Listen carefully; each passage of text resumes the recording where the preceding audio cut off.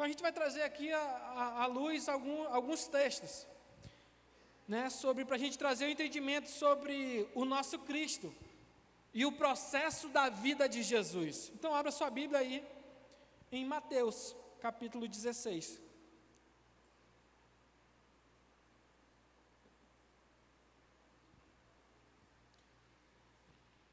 O contexto da história do livro de Mateus, capítulo 16, é que no capítulo anterior, Jesus Cristo tinha acabado de fazer a segunda multiplicação dos pães e peixes. Ali ele tinha alimentado 4.000 homens, fora mulheres e crianças. E sobrou alguns cestos de peixe, né? Então Jesus ele faz uma multiplicação dos pães e peixes. No início do capítulo 16, ele começa no embate com os fariseus e saduceus. Para quem não sabe, fariseus e saduceus eram pessoas rivais entre si, porque eles acreditavam em coisas diferentes. Mas ambos naquele momento eles tinham o intuito de crucificar a Cristo. Então as diferenças deles foram colocadas de lado, justamente com o intuito de querer crucificar a Jesus. Então Jesus ele começa a falar com os discípulos: ei, vocês tomem cuidado com o fermento dos fariseus. Os discípulos, não entendendo muito, eles levaram para a parte de comida. Jesus está falando de algo espiritual e os discípulos estão com uma mentalidade temporal, uma mentalidade natural. Jesus Cristo falou: cuidado com o fermento dos fariseus. Os discípulos pensaram: nossa, ele está falando isso porque sobrou pão e nós não trouxemos. Mas Jesus Cristo aconselhou os discípulos para tomar cuidado com o fermento dos fariseus. Era porque Jesus queria dizer aos discípulos: cuidado com a doutrina desses homens. Então esses homens, eles chegaram com Jesus e falaram: com que sinais? Nós precisamos de um sinal para saber que o Senhor é vindo de Deus. Aí Jesus Cristo falou para os discípulos, falou para eles, né, na verdade: eu não vou dar nenhum sinal para vocês, a não ser o sinal de Jonas. Então, o contexto da história do capítulo 16 é esse. Os fariseus e os saduceus estão pedindo um sinal de Jesus. Então, Jesus pega, aí ele vai lá com os discípulos em particular. Aí acontece o que a gente vai acabar de ler aqui. Mateus capítulo 16, versículo 13, diz assim: e chegando Jesus às partes de Cesareia, em Filipe, interrogou os seus discípulos. Interrogar aqui, ele está falando de uma prestação de contas, de tudo aquilo que Jesus Cristo estava ensinando para aqueles homens. Então Jesus Cristo ele não estava com um nível de popularidade baixo, como queria que o ego dele fosse alimentado. Mas ele queria saber uma prestação de conta com quem ele estava ensinando. Rapaz, o que as pessoas dizem que o Filho do Homem é? Ou melhor, quem as pessoas dizem ser o Filho do Homem?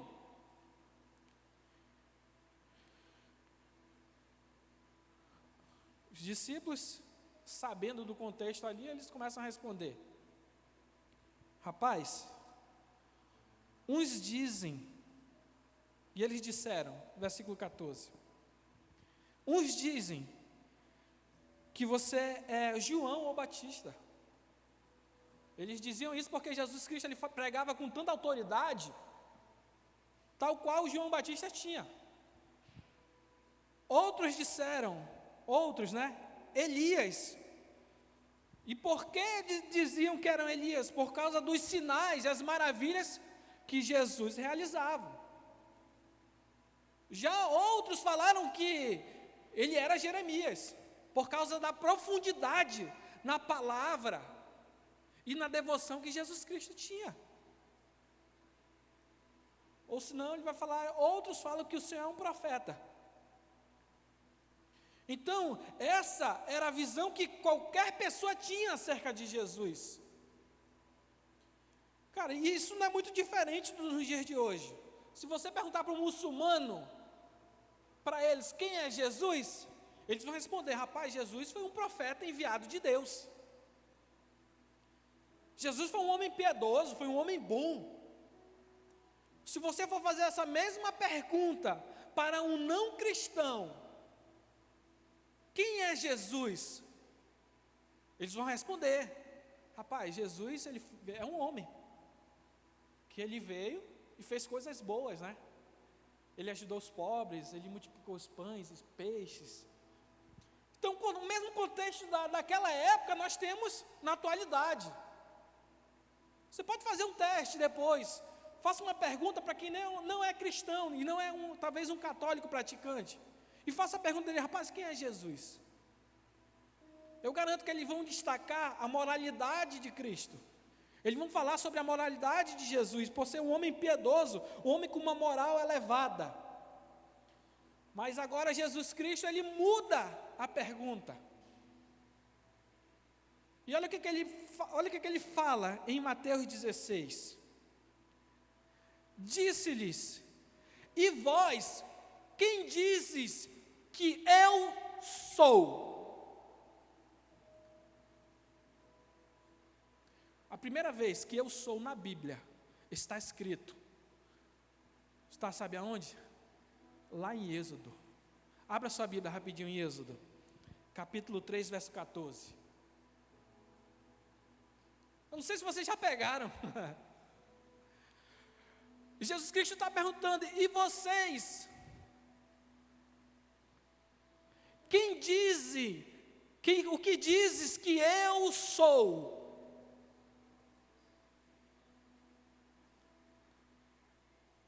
Êxodo capítulo 3, verso 14 diz assim, ó, Deus respondeu a Moisés, Moisés estava perguntando para Deus, beleza Deus, eu vou lá com o faraó, mas com certeza ele vai perguntar, quem é o Senhor?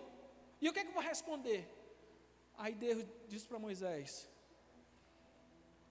Deus respondeu a Moisés, eu sou o que sou, diga ao povo de Israel, eu sou, enviou a vocês. Quando Jesus Cristo está fazendo essa pergunta, quem eu sou? É algo magnífico, porque neste momento, Jesus tinha perguntado, a galera está dizendo que é o Filho do Homem. Agora ele muda a pergunta para o discípulo, e vocês quem dizem que eu sou? Eu sou aqui, Jesus Cristo está manifestando a sua divindade neste momento. Com certeza vocês não lembram disso.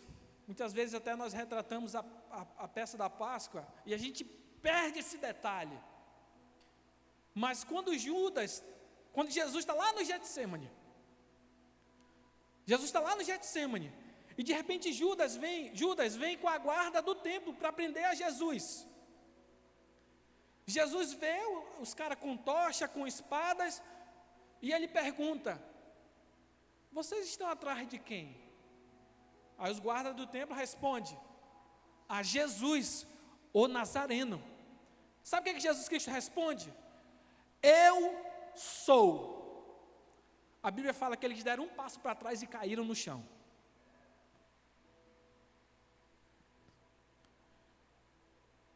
Eles deram um passo para trás e caíram no chão. E isso já mostra que naquele momento ninguém ficou de pé, porque Jesus estava de novo manifestando a sua divindade. Então ele disse, eu sou, e todos caíram. Naquele momento Jesus poderia ter ido embora. Os caras vieram para prender a ele. Isso nos mostra que ninguém matou a Jesus, mas ele entregou a sua vida. Ele entregou a sua vida. Então, voltando lá, Pedro, quando ele diz, eu sou, olha a resposta que Pedro dá. Verso 16. E Simão Pedro respondendo disse, tu és o Cristo, o Filho do Deus vivo.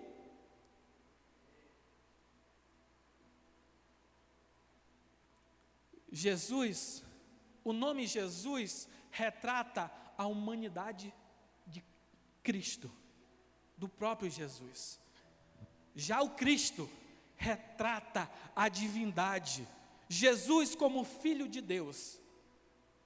Agora, o que me chama a atenção no texto aqui, o fato de Pedro responder, tu és o Cristo, o Filho do Deus vivo. Nem todas as pessoas elas vão ter essa revelação. Porque com Jesus, naturalmente, eu lido com você. Porque para entender quem é o Cristo, somente por revelação do Espírito Santo de Deus. Está escrito, e Simão Pedro respondendo disse, tu és o Cristo, o Filho do Deus vivo. Então Jesus Cristo não é o sobrenome de Jesus, gente. Cristo é o Filho de Deus. Jesus é retratado como Filho do homem. E Cristo é o Filho de Deus. Então, olha o que Jesus vai responder, no versículo 17. Jesus, o Filho do homem, disse, que grande privilégio você teve, Simão, filho de João. Foi meu Pai no céu quem lhe revelou isso. Nenhum ser humano saberia por si só.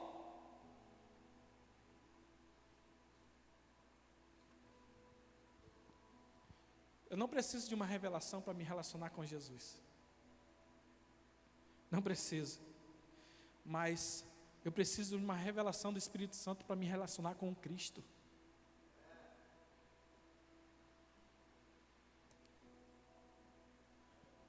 Então, com Jesus, eu lido como lido com você. Eu posso conhecer a Jesus no mesmo nível que eu conheço a você. De uma forma totalmente natural e humana. Mas a Cristo somente por revelação do Espírito Santo.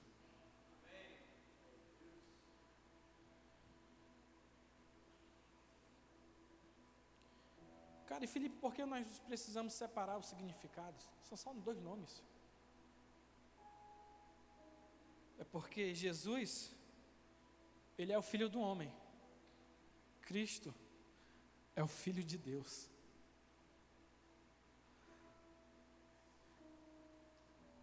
Mas não é a mesma pessoa? Sim, claro, é a mesma pessoa. Só que Jesus, o Filho do homem, depois que ele vencer a morte, ele vai ser levado às alturas e ele vai ser coroado como Filho de Deus. Apocalipse capítulo 5.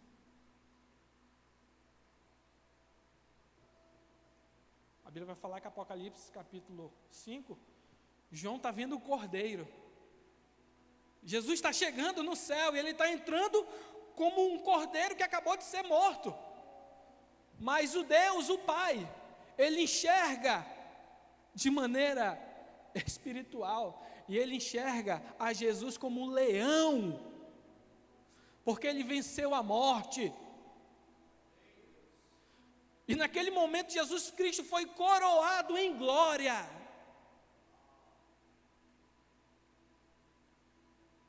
Naquele momento Jesus foi coroado em glória.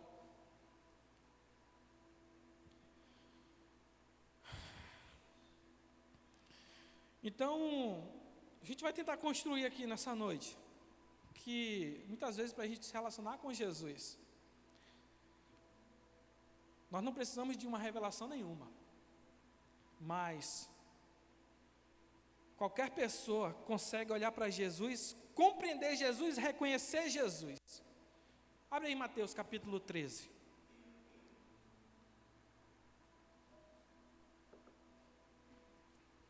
Mateus capítulo 13, verso 54. Diz assim, ó: e chegando à sua pátria, ensinava na sinagoga deles, de sorte que se maravilhavam e diziam: de onde veio a este a sabedoria? Ou de onde veio essa sabedoria? E estas maravilhas? Olha o que eles dizem, no outro verso, 55. Esse daí não é o filho do carpinteiro? Eles sabiam quem era Jesus, sabiam até quem era o pai deles, sabiam quem era a mãe deles. Esse não é o filho do carpinteiro, ou seja, filho do homem? E não se chama sua mãe Maria, seus irmãos Tiago e Simão e Judas? Então perceba que até quem não crê, que não tem relacionamento algum, consegue ver quem é Jesus, filho da Maria. E para isso não precisa de uma revelação do alto. Para isso eu não preciso de uma revelação do alto. E ainda mais no versículo 56 ele fala: e não estão entre nós as suas irmãs? De onde lhe veio, pois, tudo isso? As pessoas elas não compreendiam o que Jesus carregava, porque elas conheciam Jesus de maneira natural. Elas não tinham a revelação do Cristo, o Filho de Deus.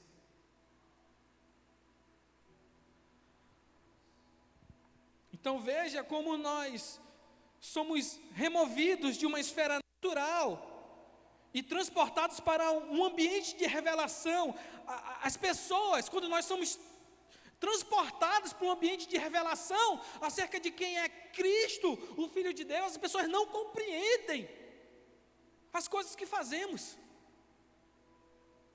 Eles não entenderam o que Cristo operava, os milagres que Ele fazia.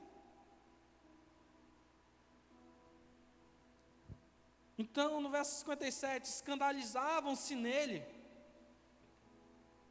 Escandalizavam-se o quê? Porque eles não tinham a revelação de quem era o Cristo. Eles sabiam quem era Jesus, como homem, mas eles não tinham a revelação de Cristo como Filho de Deus.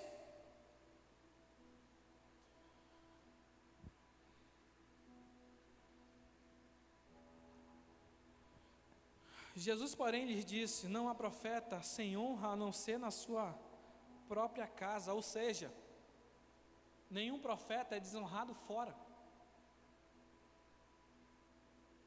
Nenhum profeta é desonrado fora. Nenhuma pessoa ela é desonrada fora. Na verdade, a desonra acontece com quem é próximo da gente. Então, geralmente, com quem nós estamos convivendo, está convivendo com você, e muitas vezes não cresce, essas são as pessoas que vão nos desonrar, porque eles não vão entender de onde vem a essência. E a essência com que nós fazemos as coisas é porque nós estamos pautados debaixo de uma revelação de quem é Cristo. Se a nossa essência do nosso serviço não for pautada em cima de quem é Cristo ou Filho de Deus, nós fazemos as coisas na carnalidade. Nós cumprimos uma tabela, nós cumprimos um compromisso.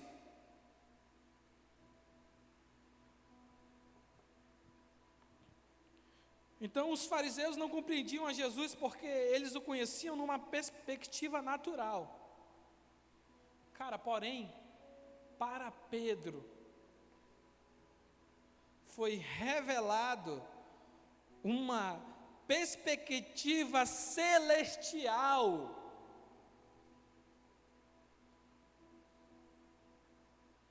Tu és o Cristo, o Filho do Deus vivo. Jesus fala para Pedro: Pedro, não tem condições nenhuma de você saber isso por métodos humanos. É isso que Jesus está falando.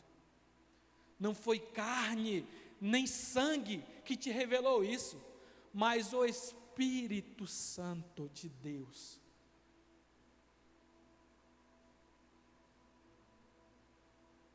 Um outro exemplo que eu posso citar aqui, do apóstolo Paulo, lá em Atos capítulo 9. Abra aí rapidinho, Atos capítulo 9.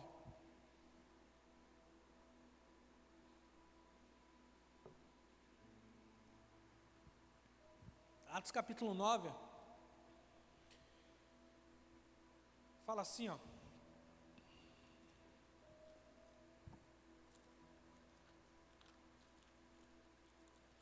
Atos 9, versículo 3, é isso. E indo no caminho, aconteceu que chegando perto de Damasco, subitamente o cercou um resplendor de luz do céu. E caindo em terra, ouviu uma voz que dizia: Saulo, Saulo, por que me persegues? E ele disse: quem és, Senhor? E disse o Senhor: eu sou Jesus, a quem tu persegues. Perceba que Jesus Cristo já tinha morrido, ressuscitado, e estava à direita de Deus. Mas no encontro com Paulo, Jesus Cristo teve que se mostrar a Paulo. Não obstante, Jesus responde: eu sou Jesus. Ele tem que se apresentar como Jesus, porque ninguém pode reconhecer o Cristo sem antes conhecer Jesus.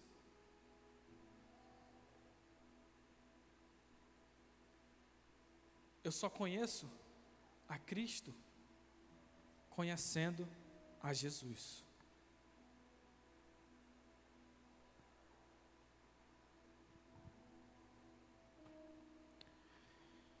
Cara, e quem é Jesus? Quem é Jesus? Vamos pegar os textos que dizem. E aqui, acredito que a maioria dos cristãos tem dificuldade para entender isso. Quem é Jesus? Jesus é um homem. Te assusta isso? Te assusta? Jesus foi um homem. Jesus é um homem. Só que tem um detalhe. Pequeno detalhe que faz toda a diferença. Ele é um homem que veio do céu. E esse detalhe é importantíssimo para você entender. 1 Coríntios capítulo 15. Olha como é que está escrito.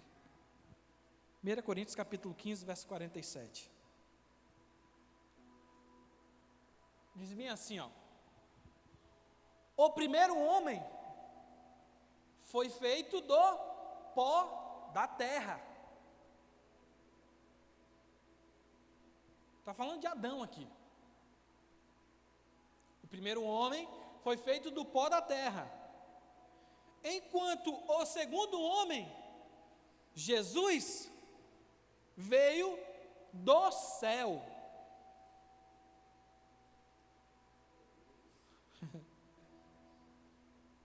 Homem, o segundo homem, Jesus, ele veio do céu. Jesus nasce como qualquer outro homem, porém, ele é gerado não por meios naturais, tá? Jesus nasceu de um parto normal. Porém, ele foi gerado, não por meio de uma relação sexual. Não. Quando o anjo visitou Maria, lá em Nazaré, ele vai dizer: salve, agraciada, bendita és tu entre as mulheres. Você vai ser mãe, você vai dar à luz a um menino. E esse menino, ele vai ser a redenção de Israel. Ele será chamado Filho de Deus, Filho de Deus. Maria, com a mente limitada,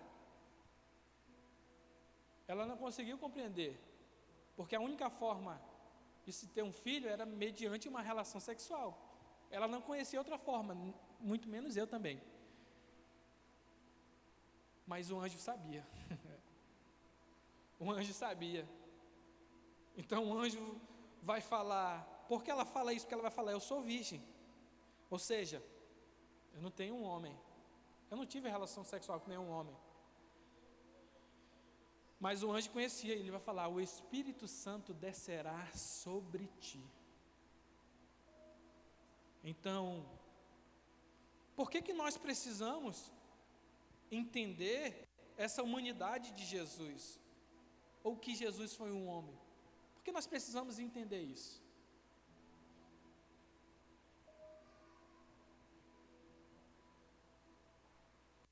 Entender que Jesus Cristo é homem está completamente ligado ao ato salvífico. Entender que Jesus Cristo é homem está completamente ligado ao ato de salvação.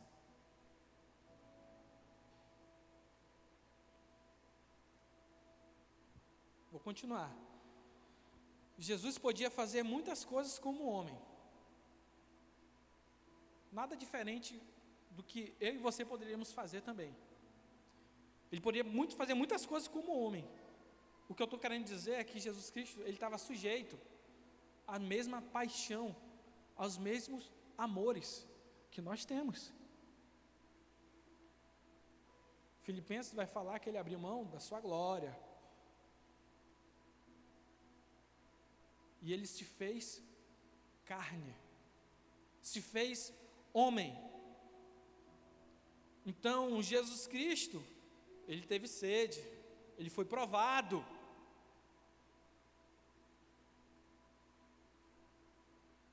Tudo isso como homem. Jesus, quando era encarnado, ele era homem, gente. Ele era homem também, tá? Então, o que me chama a atenção é que, apesar de que Jesus fazer todos esses milagres, como multiplicar os pães, peixes, alimentar mais de 11.000 pessoas, juntando a multiplicação, o próprio Jesus, ele não poderia ressuscitar a si mesmo.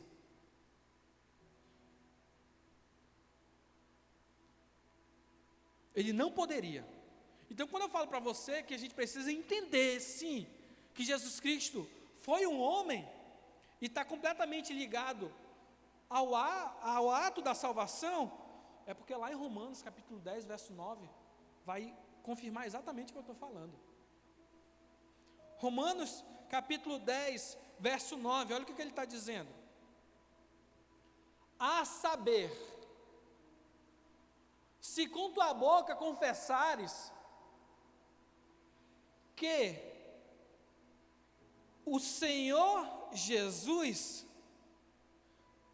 se com a tua boca confessares ao Senhor Jesus, ou seja, se com a tua boca confessares o homem Jesus, o Filho do homem,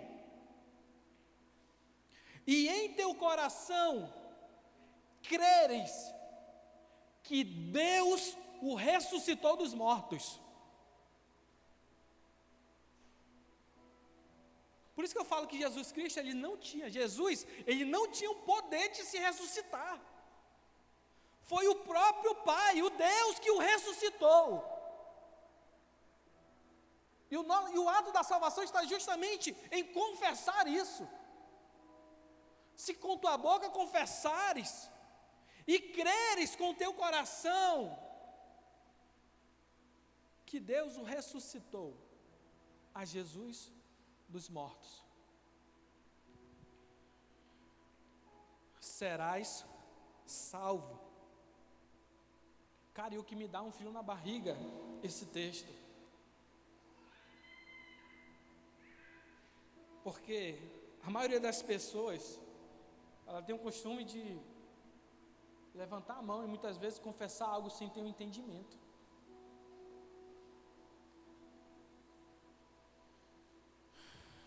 Porque o que salva é crer que Deus ressuscitou o homem Jesus dos mortos. Então nós temos que crer nisso. Se não cremos nisso, não tem salvação.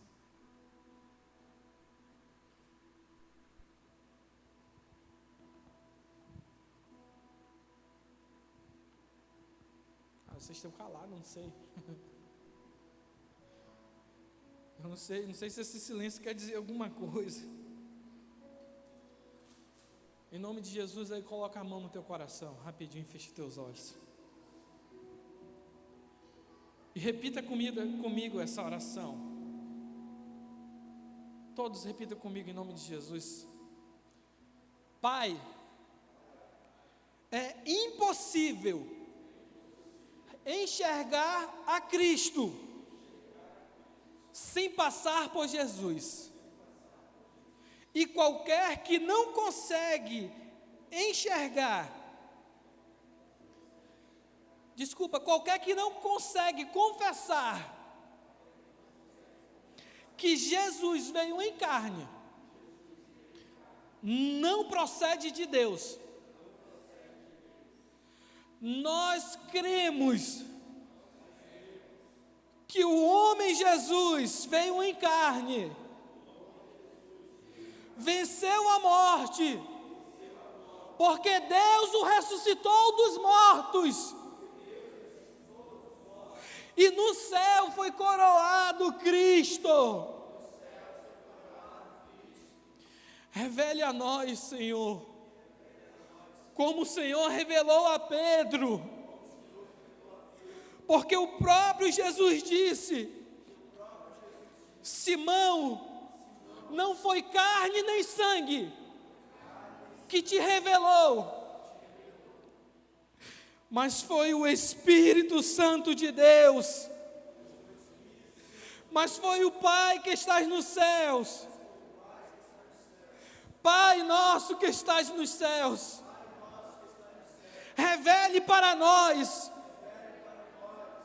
revele para a nova aliança, quem é Jesus, o Cristo, o Filho do Deus vivo, o Filho do homem, o Filho de Deus, totalmente homem, totalmente Deus. Aplauda o Senhor nessa noite.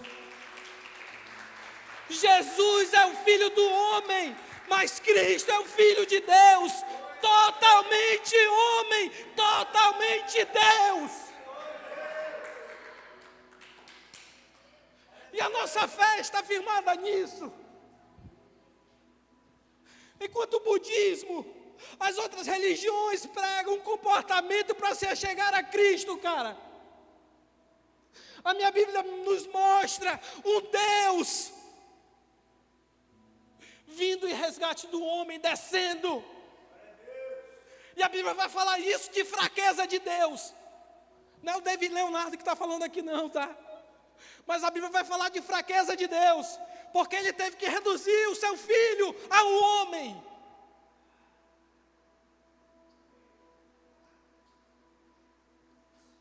Cara, e é por isso que a nossa fé é firmada nisso. É por isso que as portas do inferno não vai prevalecer contra a igreja. Logo, ser igreja, gente, não é defesa, é ataque. Porque as portas do inferno não vão prevalecer. Porque nós temos a revelação de Jesus Cristo, o Filho de Deus.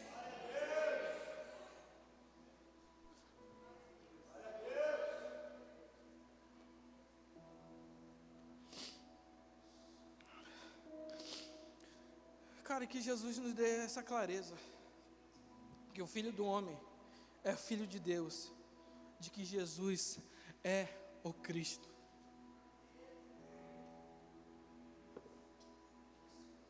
Mais um texto para clarear nossa mente, 1 Timóteo capítulo 2, verso 5. Timóteo capítulo 2, verso 5 vai dizer assim, ó: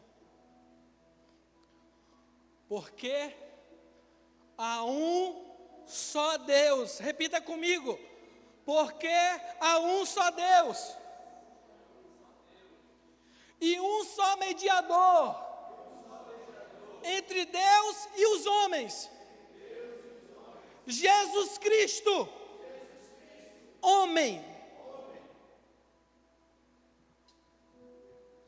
Nosso mediador foi um homem. Um homem que veio do céu. O nosso Salvador era um homem que veio do céu, gente.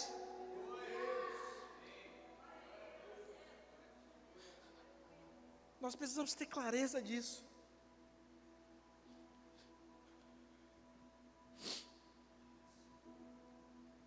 E esse Jesus, como homem, ele passou por um processo, e aqui vai a segunda parte da mensagem.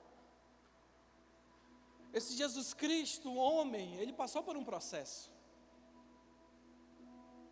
E eu gostaria de falar sobre esse processo de Jesus. Abra sua Bíblia em Hebreus, capítulo 5.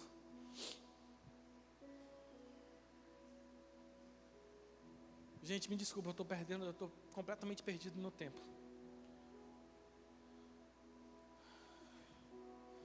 Mas, cara, aqui está num ambiente tão de revelação acerca de Jesus Cristo, que não dá nem vontade de sair aqui.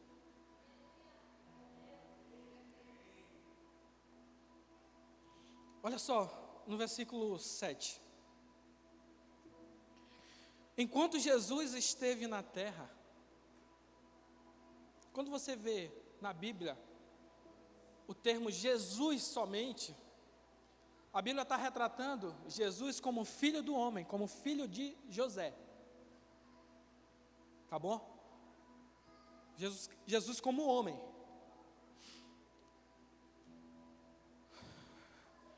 Continuando. Enquanto Jesus esteve na terra, ou seja, enquanto ele encarnou, ofereceu orações e súplicas em alta voz e com lágrimas àquele que podia salvá-lo da morte. E suas orações foram ouvidas por causa de sua profunda devoção. Embora fosse filho, ou seja, embora fosse homem, embora fosse filho, ele está falando aqui de filho de Deus, aprendeu a obediência por meio do seu sofrimento. Com isso, foi capacitado para ser o sumo sacerdote perfeito e tornou-se a fonte de salvação eterna para todos os que o obedecem. E Deus o designou sumo sacerdote segundo a ordem de Melquisedeque. Escute, e o que seria esse processo do homem Jesus?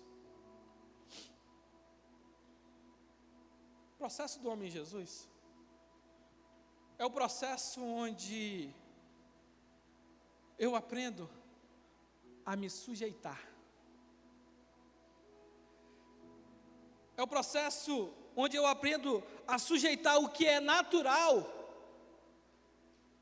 àquilo que é espiritual. É o processo onde eu aprendo a sujeitar a carne ao espírito. O processo de Jesus é o processo onde ele teve que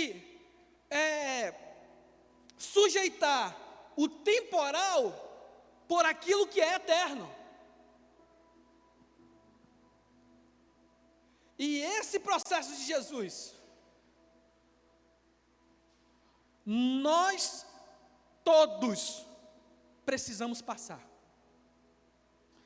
sem exceção.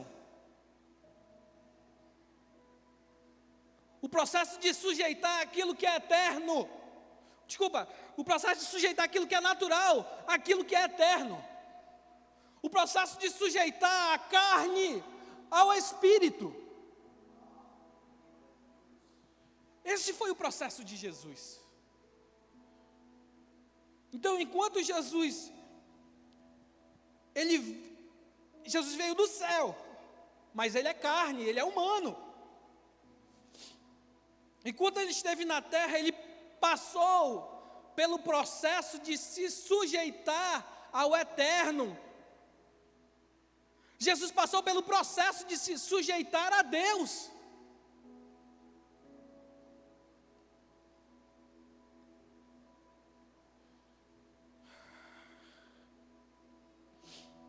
Então, enquanto Jesus esteve na terra, enquanto Jesus esteve na carne,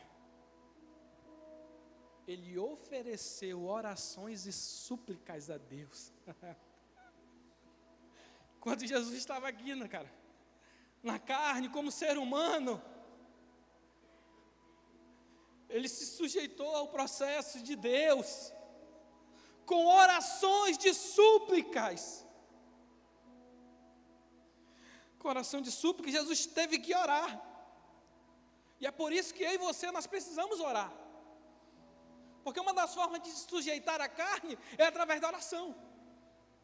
Uma das formas de sujeitar a carne é através do jejum. Então o processo de Jesus foi esse. Jesus jejuava, Ele passou 40 dias no deserto.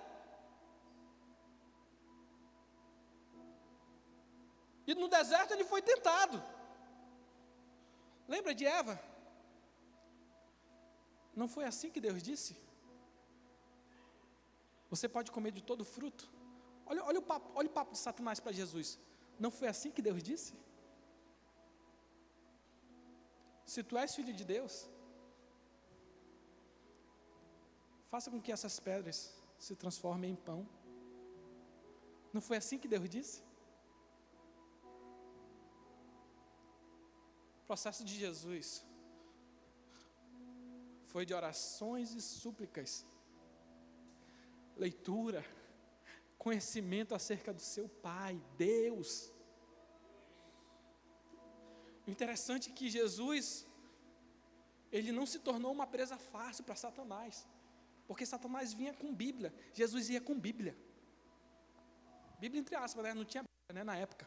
Mas ele vinha com a palavra de Deus e Jesus respondia com a palavra de Deus. Serpente, não é assim que Deus disse para Eva? A serpente não sabia o que Deus tinha dito. Se tornou alvo presa fácil para Satanás. O homem e a mulher erraram. Mas quando foi com Jesus, o mesmo teste, gente. Não foi assim que Deus disse? Mas Jesus tinha conhecimento da palavra. Jesus sabia o que Deus tinha dito. Nem só de pão viverá o homem, mas de toda a palavra que procede da boca de Deus. O processo de Jesus é viver uma vida de súplica e orações, devoção.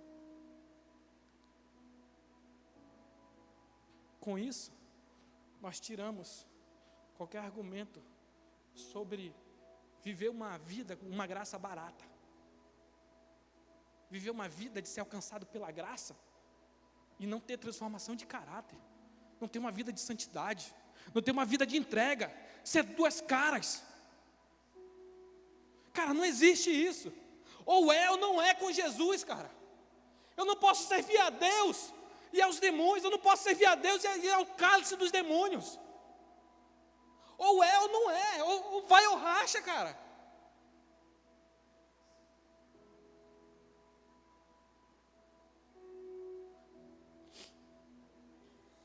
Então Jesus passou pelo processo, nós precisamos também, gente. Nós precisamos disso. Porque Jesus na carne precisou orar, se humilhar. Mas também nós fazemos isso. Nós não fazemos? Espero que você faça. Espero muito que você faça na sua casa. Nós fazemos. E qual é a diferença de como nascem nossas orações? Qual é a diferença da oração de Jesus para nossas orações, muitas vezes? A pergunta que eu te faço é: o que tem governado as tuas orações?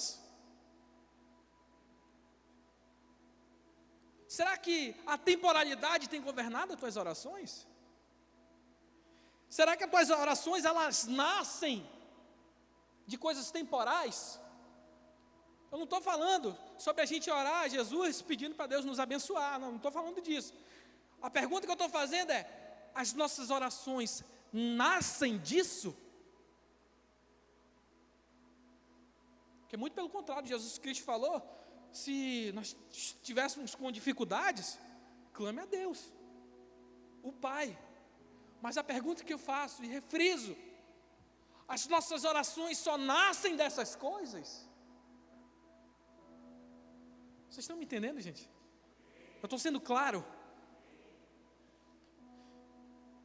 Então, aquilo que é temporal tem sido fator decisivo para você orar?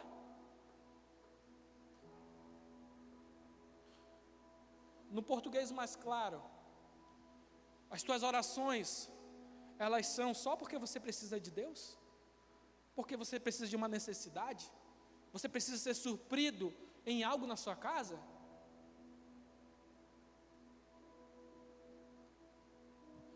É só porque você precisa talvez de uma vestimenta, de uma comida, de um emprego?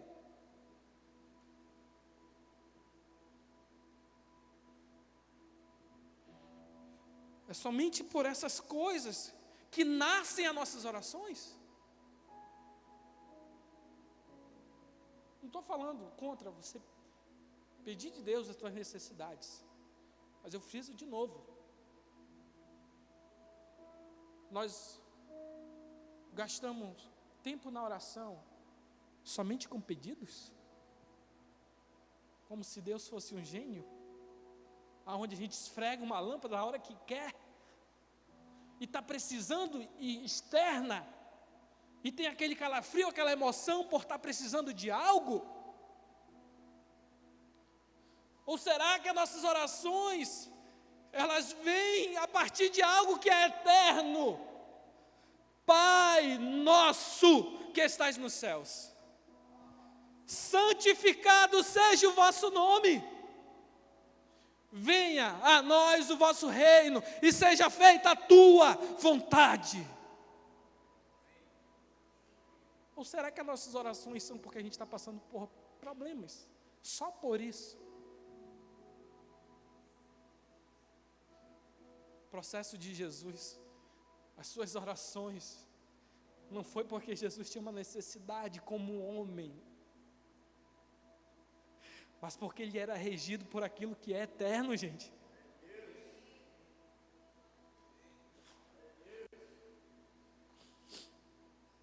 Esse é o processo de Jesus. Essa é a essência da oração de alguém que é governado pelos céus. Essa é a essência. Quando a gente nos coloca à disposição de Deus, reconhecendo que nós não somos nada, porém nós pedimos: Senhor, realiza o teu querer na minha vida. Isso é uma oração governada pelo céu.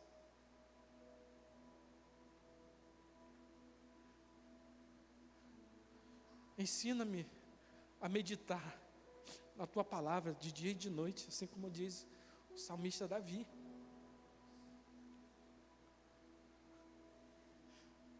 Que meus olhos não encontrem descanso. Essa é uma oração de quem é governado pelo céu.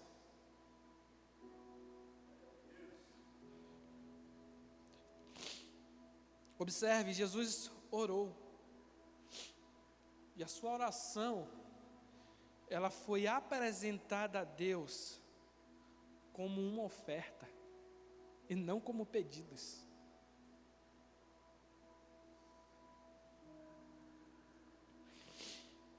ele ofereceu a Deus. Então, quando nós oramos, e o nosso pensamento natural, na temporalidade, a primeira coisa que fazemos é pedir, apresentar as nossas necessidades, quando nós temos uma mente temporal.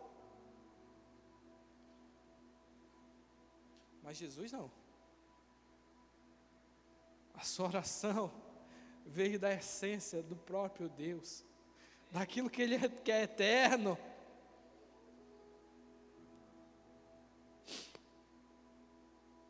Nós não podemos fazer das nossas necessidades um Deus. E quando nós nos aproximamos de Deus só por causa das nossas necessidades, nós somos governados por coisas temporais. Os que nos regem a necessidade, o temporal. Cara, e o temporal sempre vai te deixar insatisfeito. Aquilo que é temporal sempre vai nos deixar insatisfeitos.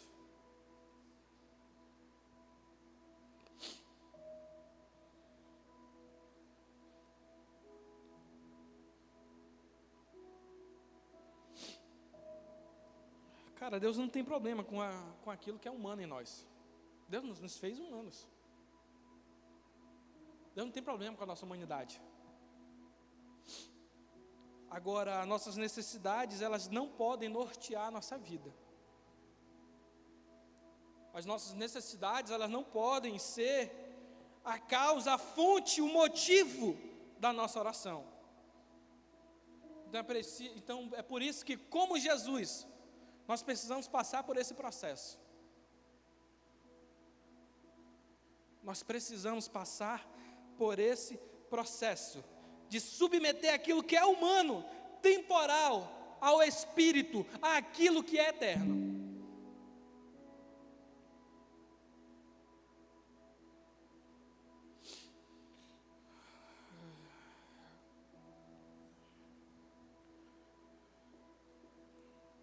Então, nós temos dois tipos de fontes de oração que nós podemos orar. Eu quero ser bem claro, bem taxativo nessas coisas, para a gente entender. Uma nasce do governo de Deus e é recebida a Deus como uma oferta.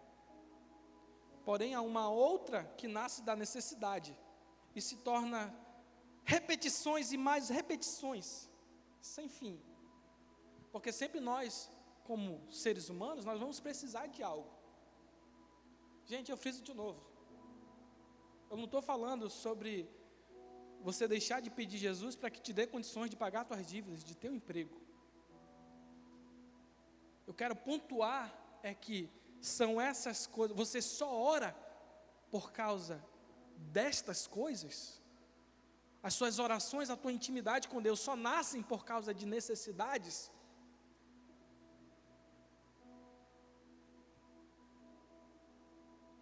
Então, a gente consegue ver essa insatisfação pela temporalidade. Muito fácil.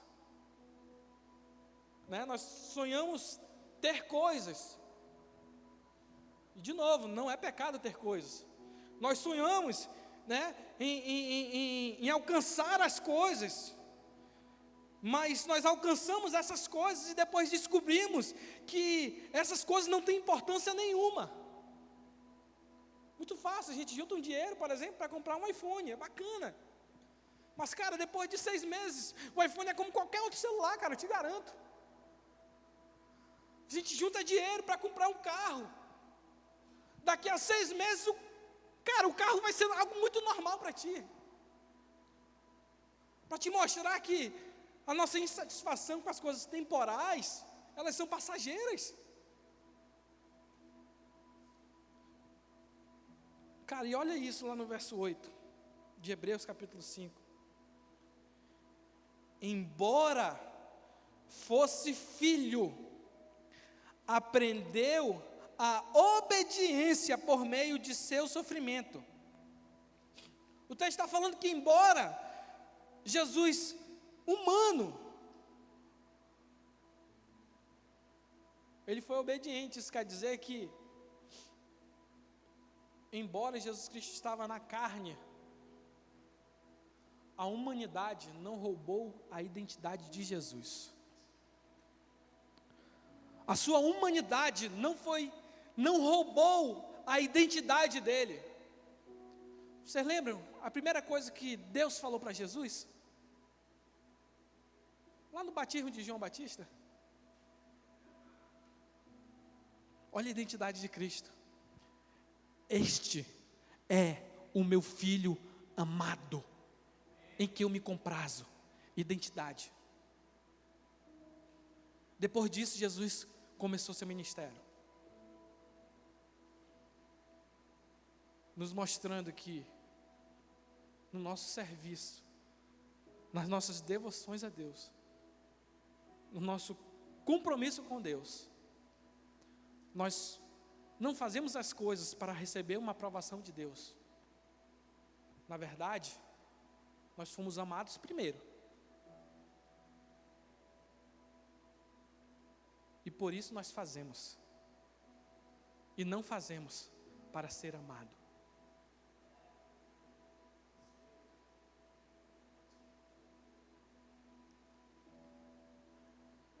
Porque Deus nos escolheu nele antes da fundação do mundo.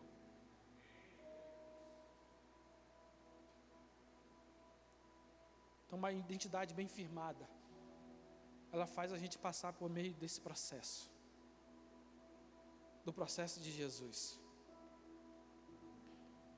Embora fosse filho, aprendeu a obediência por meio do seu sofrimento. Cara, essa palavra aprendeu, ela traz a ideia de colocar em primeiro lugar. Essa palavra aprendeu aqui, ela traz a ideia de primazia. Embora fosse filho, Jesus colocou Deus como primeiro lugar na sua vida. Então, o Jesus homem colocou Deus em primeiro lugar. Esse também é um processo de Jesus, que nós precisamos também colocar em prática. Colocar Deus em primeiro lugar.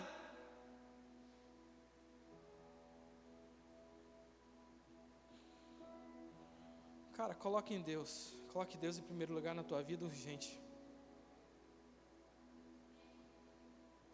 Coloque Deus em primeiro lugar na tua vida urgente, cara. Coloque o firme propósito de pôr Deus em primeiro lugar na tua vida. Te garanto, não vai dar errado. Não vai dar errado. Não vai. Jesus aprendeu a obediência porque ele pôs Deus em primeiro lugar. Isso significa que não é aquilo que eu desejo, que eu tenho que fazer, mas é aquilo que Deus deseja.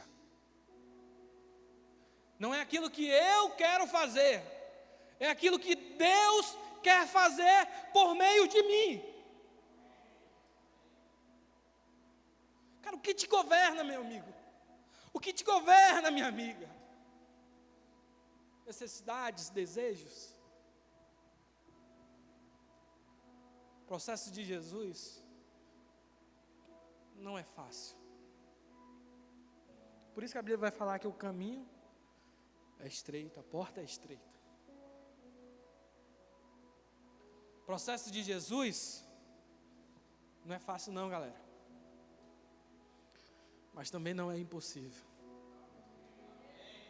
Eu vos deixarei o Consolador, cara. Eu vos deixarei o Consolador. Você tem o Espírito Santo. Nós temos o Espírito Santo.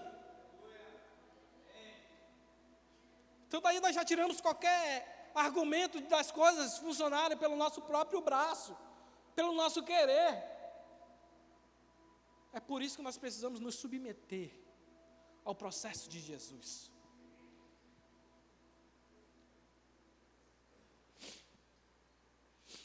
Então preste bem atenção, a partir do momento que você atingir uma certa idade, quem comanda a nossa vida, é lógico, somos nós mesmos. A arbitrariedade está conosco.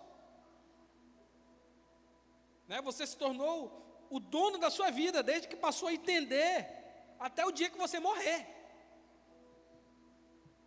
Cara, mas Jesus não. Jesus não. Jesus se submeteu. Ele submeteu. Ele fez a vontade de Deus. Ele fez a vontade de Deus. Ele submeteu o temporal ao eterno. Então isso significa que, cara, eu posso muito bem decidir. Cara, sair daqui, eu não quero ser mais pastor. Eu vou largar tudo, vou abandonar tudo. Cara, mas não foi isso que Jesus fez. Não foi. Mas o processo de Jesus, ele faz submeter a minha vida à vontade dele, não a minha. E é daí que vem o sofrimento. O sofrimento não é por causa de consequências de escolhas erradas nossas. Isso daí são consequências. Mas quando ele fala que ele aprendeu a obedecer, e isso gerou sofrimento, é porque ele teve que abrir mão das suas vontades. Claro que Jesus Cristo teve que abrir mão da sua vontade.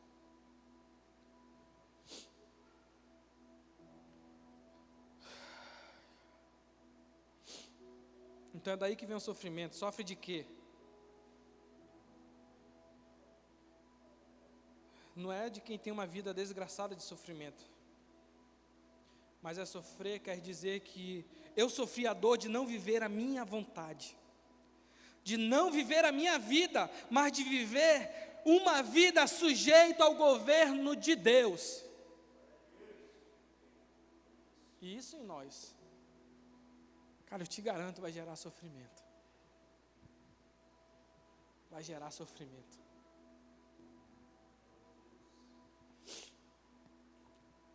Então nós precisamos viver essa vida com o peso de glória daquilo que é eterno. Precisa estar bem forte em nossas mentes, porque senão nós vamos ser governados por aquilo que é temporal. Jesus, ele teve que se submeter, gente. Eu já vou finalizar. Prometo, já vou finalizar. Como é que Jesus Cristo teve que se submeter a isso? E por que isso gerou sofrimento para ele? Cumprir a vontade de Deus. Abra sua Bíblia em Mateus 26.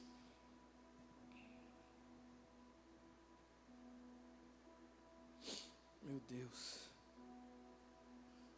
Meu Jesus.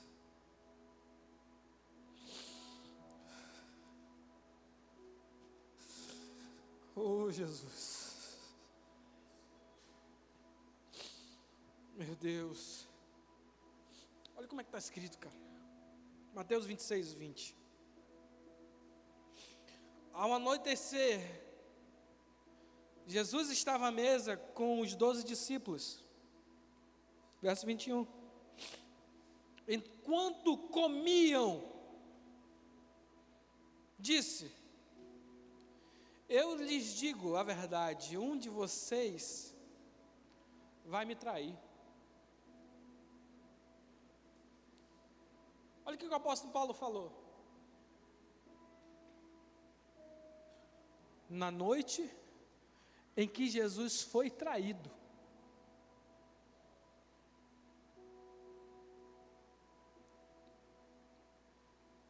Cara, como é que tu responde à traição? Como é que tu responde a um falatório quando teu nome está na boca do povo e começa a falar mal de ti?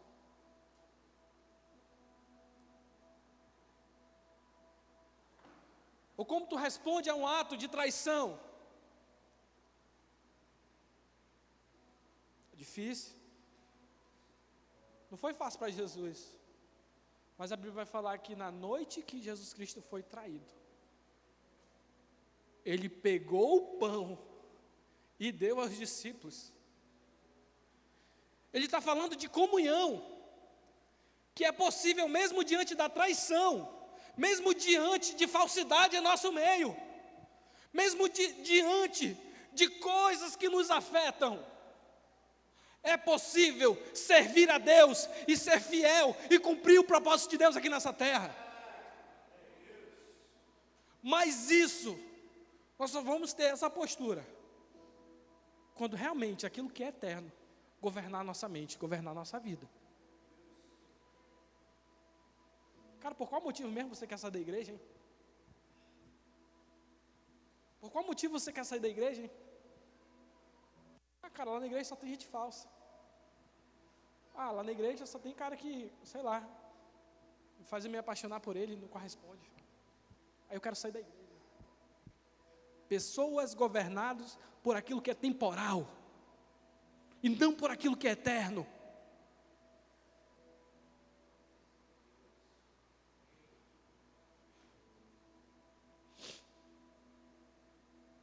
Por qual motivo você tem abandonado a comunhão mesmo, hein? Por qual motivo? O Cristo, Ele não abandonou, porque Ele sabia que aquilo que é eterno governava Ele. E se Ele não tem comunhão com os discípulos, o plano de Deus teria acabado em salvar a humanidade ali. Mas pelo contrário, a identidade de Jesus, o senso de eternidade, foi o que norteou Jesus continuar o seu processo. Cara, e eu e você, nós precisamos ter esse entendimento. Não tem nenhuma coisa que possa nos separar do amor de Deus. Não tem nada que possa nos separar da comunhão com os irmãos. Se tem, você está sendo governado por aquilo que é temporal.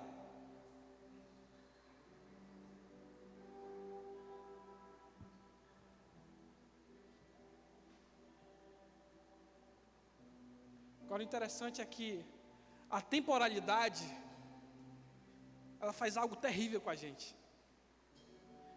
A temporalidade, ela nos vitimiza. A temporalidade nos vitimiza.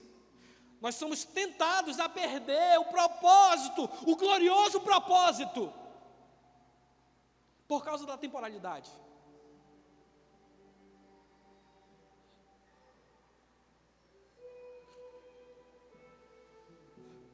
Cara, mas, Felipe, eu fui traído. Felipe, então, a igreja me feriu. Felipe, falaram mal de mim.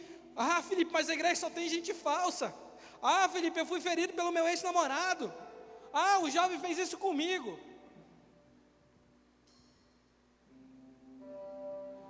Pessoas guiadas pela temporalidade, elas abrem mão do propósito de Deus. Pessoas guiadas pela eternidade não abrem os propósitos dos sonhos de Deus.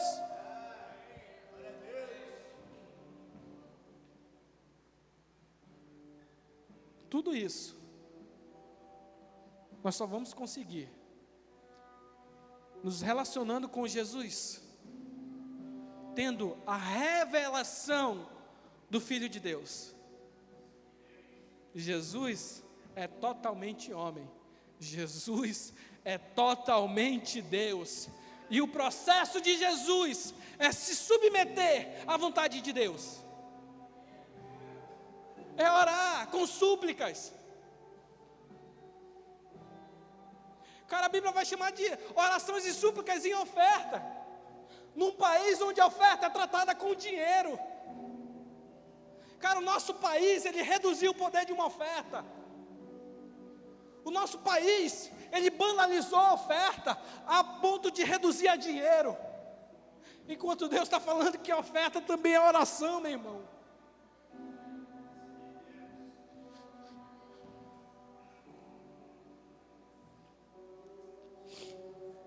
Como pessoas, nós queremos muitas coisas, como família espiritual. Nós queremos muitas coisas, mas o que interessa para nós é colocar o Senhor Jesus como primeiro, como primazia em nossas vidas. Cara, coloque Jesus em primeiro lugar na tua vida. Coloca Jesus em primeiro lugar no teu casamento. Coloca Jesus em primeiro lugar. Eu te garanto, tu não vai quebrar a cara. Você não vai quebrar a cara. Eu te garanto, você não vai quebrar a cara, gente. Que nada roube você nessa noite.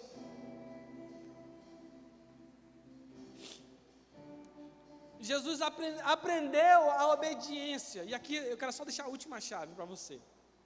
Jesus aprendeu a obediência. Pelo que sofreu, e Deus ouviu suas orações. Nós não podemos confundir isso. Quando o texto está falando que Deus ouviu as orações, ele não está falando de um simples ato de ouvir. A verdade é que Deus ouve um ímpio. Eu estou falando de coisa natural, de ouvir. Deus ouve um ímpio. Deus escuta as orações. Escuta. Deus escuta o ímpio, sim. Deus responde o ímpio. Deus respalda o ímpio, sim. Mas quando o texto diz que Deus ouviu, ele não está falando de um simples ato de ouvir. Está falando que Deus pegou o coração dele. Quando o texto está falando que Deus o ouviu, está falando que Deus pegou o coração dele e entregou o seu coração a Jesus, como quem dá atenção completa ao Filho.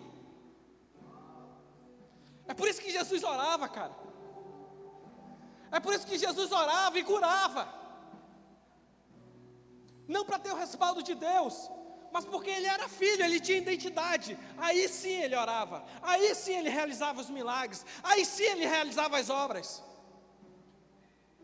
O problema é que nós estamos querendo o respaldo de Deus. Nós queremos respaldo de Deus para continuar o casamento. Nós queremos o respaldo de Deus para que a menina veja, paixão, que eu sou o cara para ela. Nós queremos o respaldo de Deus como sinal, se é para me casar com aquela pessoa. Cara, isso são coisas temporais, velho. Isso daí são coisas temporais. A gente quer respaldo para o ministério. Nós queremos respaldo para continuar casados. Queremos respaldo para fazer a obra de Deus. Queremos ser reconhecidos, respaldados pelo conhecimento. Nós queremos respaldo para isso e para aquilo. Jesus nunca andou atrás de respaldo, porque Jesus começou aprovado. Se você confessou a Cristo de todo o teu coração, de toda a tua alma,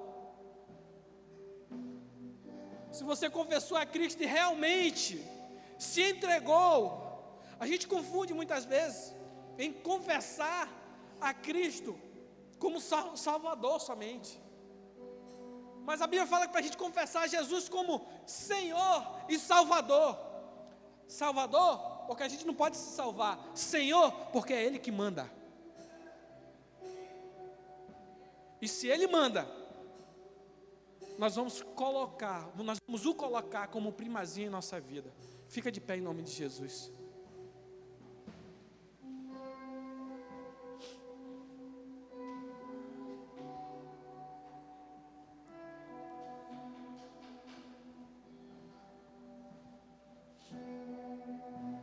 Cara, e através da imposição de mãos, nós queremos orar por você. Isso é somente para aqueles que acreditam. Quem acredita, quem não acredita em imposição de mão pode ficar no lugar. Mas para você que acredita, e essa palavra fez sentido para você, e você entende que você precisa sim ter uma vida norteada por aquilo que é eterno, eu peço que você venha aqui à frente, que nós vamos orar por você nessa noite.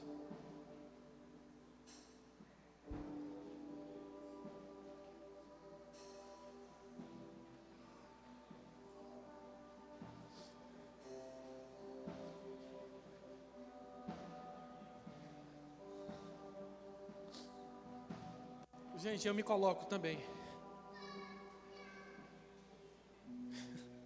Cara, como todo mundo veio, a gente vai orar um pelo outro aqui. Está todo mundo no mesmo barco, precisando da mesma coisa.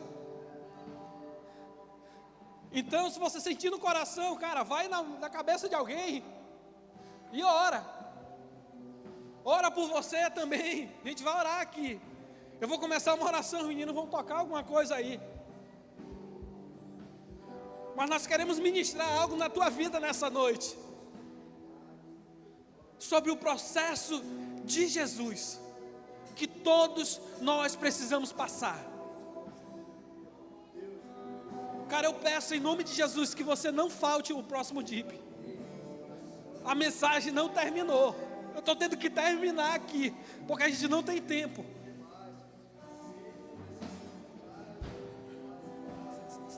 Põe a mão no seu coração em nome de Jesus.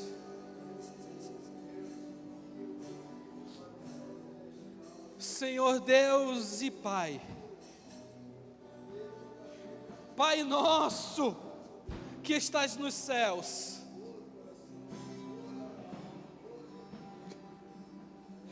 santificado seja o vosso nome, venha sobre nós o teu reino, e a tua vontade, Jesus, a tua vontade, Senhor, seja feita em nossas vidas, que a tua vontade seja cumprida aqui na terra, como ela é cumprida aí no céu, sem reservas.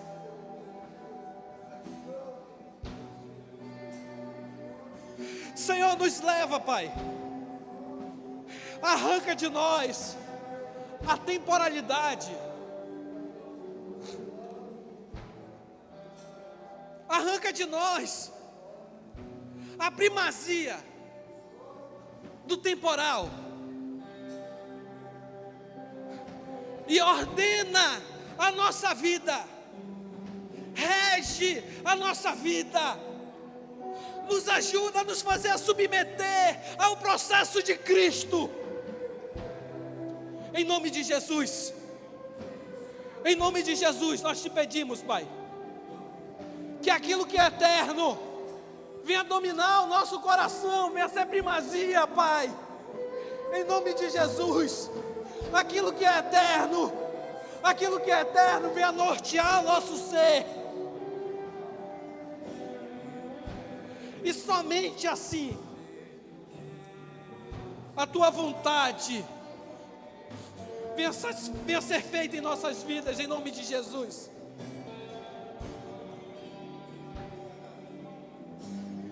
Nós cremos, Deus, que Jesus, o homem, ele veio em carne, morreu, e o Senhor Deus o ressuscitou dos mortos. Espírito Santo de Deus, move o nosso coração, move as nossas paixões, move os nossos amores, reordena as nossas prioridades. É em nome de Jesus que nós pedimos. Que a temporalidade venha a ser nada. Que o desejo de comprar, de vender, de fazer coisas terrenas, não seja primazia em nós. Governa a nossa mente, Espírito Santo. Governa o nosso ser. Governa o nosso coração, em nome de Jesus.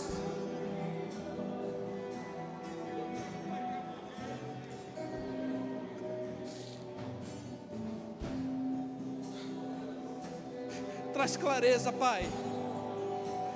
Traz clareza em nossa identidade. Você é filho. Você é filha.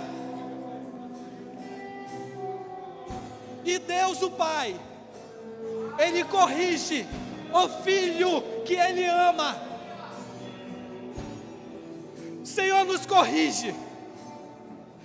Senhor, nos humilha diante da Tua presença. Senhor, nos humilha em nome de Jesus. Nos faz enxergar, ó Cristo.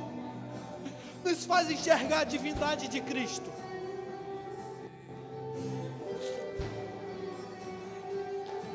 Para que nós venhamos a viver a natureza de Cristo, satisfazendo o Teu querer, cumprindo aquilo que o Senhor quer.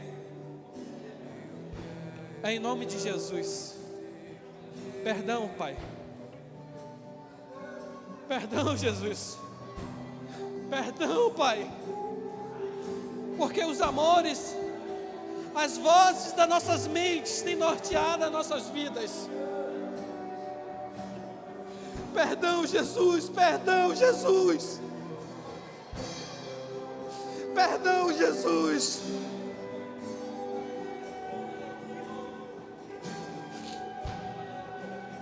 Move o nosso coração, Senhor.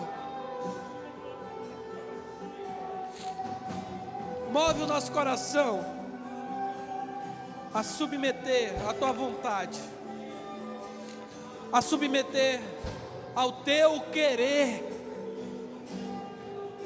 É em nome de Jesus que nós Te pedimos e Te imploramos. Amém, Jesus. Amém, amém. O culto não terminou. Sinta livre. Sinta-se livre. Sinta-se livre na identidade de Cristo. Sinta-se livre em ser norteado pela vontade de Deus. É em nome de Jesus, Pai.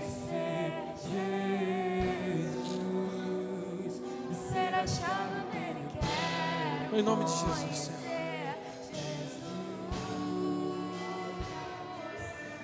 Em nome de Jesus.